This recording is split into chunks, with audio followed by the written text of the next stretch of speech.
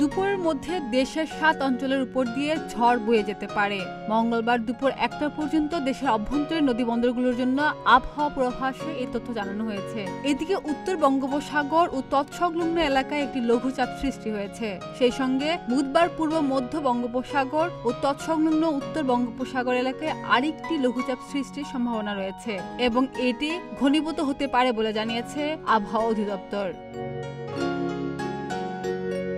আবহাওয়া অধিদপ্তর জানিয়েছে খুলনা, বরিশাল, পটুয়াখালী, নোয়াখালী, কুমিল্লা, চট্টগ্রাম এবং কক্সবাজার অঞ্চলের উপর দিয়ে দক্ষিণ অথবা দক্ষিণ পূর্ব দিক থেকে ঘন্টায় 45 থেকে 60 কিলোমিটার বেগে অস্থায়ীভাবে দমকা ঝড়ো হাওয়া সহ বৃষ্টি, বজ্রবৃষ্টি হতে পারে। এইসব এলাকার নদীবন্দরকে 1 নম্বর সতর্ক সংকেত দেখাতে বলা হয়েছে।